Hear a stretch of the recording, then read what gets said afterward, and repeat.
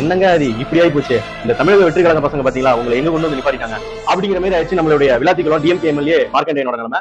என்ன பண்ணிருக்காரு, 2 டேஸ் முன்னாடி வந்து மேடை பேச்சில் வந்து நம்ம மாண்புமிகு முதல்வர் விஜய் அவர்கள் வந்து பத்தி பேசும்போது விமர்சனம் பண்ணா பரவாயில்ல, அவருக்கு வந்து உயிருக்கு அச்சுறுத்தல் ஏற்படுத்துற மாதிரி அவருடைய எலும்பு உடைப்பேன் அப்படிங்கிற மாதிரி ஒரு ஸ்டேட்மெண்ட் கொடுத்தாரு. அந்த ஸ்டேட்மெண்ட் கொடுத்ததுனால மிகப்பெரிய கான்ட்ரவர்சி ஆகி நிறைய பேர் கம்ப்ளைண்ட் கொடுத்தாங்க. ஏன் நம்ம சேனல்லே வந்து ப்ரீவியஸ் வீடியோ வந்து அவர் மேல எஃப்ஐஆர் 4 செக்ஷன் கீழே எஃப்ஐஆர் ரெஜிஸ்டர் பண்ணணும், அண்ட் ஆல்சோ அவர் வந்து இமீடியட்டா அரெஸ்ட் பண்ணணும்னு சொல்லி டிஜிபி தமிழக இளங்கோ, அதாவது லாண்ட் ஆர்டர் டிஜிபி வந்து நம்ம ரீல்ஸ் மூலியமாவும் ஷார்ட்ஸ் மூலியமாவும் ஒரு கம்ப்ளைண்ட் அறிஞர் அமைச்சிருந்தோம். அதுக்கப்புறம் அவர் மேல 3 செக்ஷன் கீழே எஃப்ஐஆர் ரெஜிஸ்டர் பண்ணி காலையில அவர் வந்து அரெஸ்ட் பண்ணிருக்காங்க. அடுத்ததா இப்போ ஜென்சி டிஎம்கேல ஒரு இளைஞனை வந்து அரெஸ்ட் பண்ணிருப்பாங்க கொஞ்ச நாளைக்கு முன்னாடி. அந்த இளைஞனை வந்து ஓன் பெயிலே கொடுத்திருப்பாங்க ஜட்ஜி வந்து சென்னையில. இப்போ அந்த இளைஞன் வந்து ஓன் பெயில கிடைச்சதுனால அங்க இருக்கக்கூடிய வழக்கறிஞர்கள் மற்றும் ஜென்சி இளைஞர்கள் எல்லாமே சேர்ந்து இது மாதிரியான செய்திகளை செஞ்சிருப்பாங்க. ஓன் பெயில கிடைச்சதுனால, அதாவது ரிமாண்ட் பண்ணாம ஜெயில வைக்காம அந்த இளைஞனுக்கு ஸ்பாட்லயே பெயில் கொடுத்துருவாங்க. அதனால இது போன்ற செய்திகள்ல ஈடுபட்டு இருந்தாங்க. இப்போ இந்த கேஸ்ல மார்க்கண்டேயனுக்கு ஏன் ஸ்பாட்லயே பெயில் கிடைக்கலன்னு சொல்லி பார்த்தோம்னா, ஒரு மக்கள் பிரதிநிதி, அதாவது எம்எல்ஏ, சிட்டிங் எம்எல்ஏவா இருக்கக்கூடிய ஒரு நபர் வந்து மாண்புமிகு தமிழ்நாடுடைய முதலமைச்சருக்கு உயிர் அச்சுறுத்தல் ஏற்படுத்தும் விதமாக அவருடைய எலும்பு உடைப்பேன் அப்படிங்கிற சொல்ற ஸ்டேட்மெண்ட் பொது அமைதிக்கு பாதிப்பு ஏற்படுத்தும் விதமாக பேசுனதுனால, அது மட்டும் இல்லாம இந்த பேச்சினால கண்டிப்பா சட்டம் ஒழுங்கு பாதிக்கப்படுங்கிறதுனால தான் எஃப்ஐஆர் ரெஜிஸ்டர் பண்ணி அரெஸ்ட் பண்ணிட்டாங்க. அதோட இல்லாம அரெஸ்ட் பண்ண கையோட மெஜிஸ்ட்ரேட் கிட்ட போயிட்டு ரிமாண்டுக்கும் கொடுத்துட்டாங்க.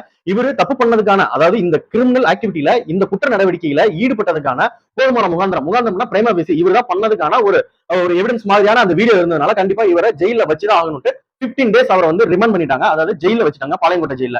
டிஎம்கே மார்க்கண்டேயன் எம்எல்ஏவை அரெஸ்ட் பண்ணது வந்து காலையில இருந்து நிறைய பேர் கண்டனம் தெரிவிச்சிருந்தாங்க. திமுக இந்த அச்சுறுத்தலுக்கு எல்லாம் பயப்படாது, நாங்க வந்து அப்படி நாங்க வந்து மிசாவே பார்த்தவங்க, இது வந்து காவல்துறை இல்ல ஏவல் துறையா, இது வந்து தமிழக அரசோட மிகப்பெரிய ஜனநாயக படுகொலை அப்படி இப்படின்ட்டு கண்டனம் தெரிவிச்சிருந்தாங்க. போலீஸ் வந்து தாவேகா அரசோட ஏவல்துறை அப்படின்னு விமர்சிச்சீங்களே, இப்ப கோர்ட்டே வந்து இவர் கிரிமினல் ஆக்டிவிட்டியில இந்த கிரைம்ல இன்வால்வ் ஆனதுனால போதுமான சாட்டிஸ்பேக்ஷன் இருந்தனாலதான், அதுவும் சும்மா இல்ல, நிறைய அட்வொகேட் இவருக்காக, அதாவது மார்க்கண்டேயன் எம்எல்ஏக்காக பெயில் வாங்குறதுக்காக சுமார் 50 அட்வொகேட் அங்க ஆஜரானதா நமக்கு தகவல் கிடைச்சிருக்கு. அப்படி அவங்க தரப்பு விளக்கத்தை எடுத்து கூறி அவருக்கு ஸ்பாட்லயே பெயில் கிடைக்காம போதுமான பிரைமா பேசி இருக்கு, இவரை நாங்க ஜெயில தான் வச்சு தீர்வு ஜட்ஜி வந்து இப்ப ஜெயில 15 டேஸ் கொடுத்தாங்க, அதாவது ஆகஸ்ட் 3 வரைக்கும். இப்ப நான் என்ன கேட்கறேன், இப்ப காலையில இருந்து இப்ப நீங்க கண்டனம் தெரிவிச்சீங்க போலீஸ் டிபார்ட்மெண்ட்டுக்கு, இப்போ உங்களால முடிஞ்சா அந்த ரிமாண்ட் பண்ண ஜட்ஜிக்கோ இல்ல இந்த கோர்ட் ப்ரொசீடிங்ஸ், அதாவது இந்த ஜுடிஷியல் ப்ரொசீடிங்ஸ்க்கோ உங்களால கண்டனம் தெரிவிக்க முடியுமா? சொல்ல மாட்டாங்க. ஏன்னா இவங்க அடுத்த ப்ரொசீஜரா என்ன மூவ் பண்ணுவாங்கன்னா பெயில் தான் மூவ் பண்ணுவாங்க. ஏன்னா அதுல நெக்ஸ்ட் லீகல் ப்ரொசீஜர். அடுத்து பாத்தீங்கன்னா இவங்கள்ட்ட எனக்கு ஒரு கேள்வி. இப்ப 2021 முன்னாடி எடப்பாடி கே பழனிசாமி ஐயா அவர்கள் வந்து முன்னாள் முதலமைச்சரா இருந்தாரு. அவர் முன்னாள் முதலமைச்சரா இருக்கும்போது அந்த டைம்ல நீங்க எதிர்க்கட்சியா இருந்தீங்க. எதிர்க்கட்சியா இருக்கும்போது இவர் வந்து பிஜேபியோட கூட்டணியில இருக்காரு, நம்ம தமிழகத்தோட உரிமையை விட்டு கொடுக்குறாரு, நிறைய திட்டங்களை தமிழகத்துக்கு எதிராக கொண்டு வராருன்னு சொல்லி ஏகப்பட்ட போராட்டம் பண்ணீங்க,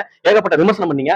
இது மாதிரி முன்னாள் முதலமைச்சர் எடப்பாடி பழனிசாமி அவர்களை வந்து இந்த மாதிரி உயிருக்கு அச்சுறுத்தல விதமா ஏதாவது நீங்க விமர்சனம் பண்ணிருக்கீங்களா? பண்ண மாட்டீங்க. ஏன்னா நீங்களும், அதாவது அதிமுகவும் திமுகவும் பங்காளி கட்சிங்க. இந்த டைம் நீ இருந்தா அடுத்த டைம் நான் இருக்கேன், நம்ம 2 கட்சிகளை தவிர வேற பிற கட்சிகளோ அல்லது பிற தேசிய கட்சிகளோ தமிழ்நாட்டுல இடம் கிடையாதுன்னு உங்களுக்குள்ள ஒரு புரிதல். அதனாலதான் புதுசா வந்து எங்களை பார்த்துட்டு இவ்வளவு வன்மமா எங்க முதல்வர் பார்த்து, எங்க கட்சியை பார்த்து, எங்க தொண்டர்களை பார்த்து, மினிஸ்டரை பார்த்து, எங்க எம்எல்ஏக்களை பார்த்து உங்களுக்கு இவ்வளவு வன்மம் உண்டு மேடமேடியா பேசிட்டு இருக்கீங்க. கண்டிப்பா இதுக்கு இடைத்தேர்தல மக்கள் தான் பதில் சொல்லுவாங்க.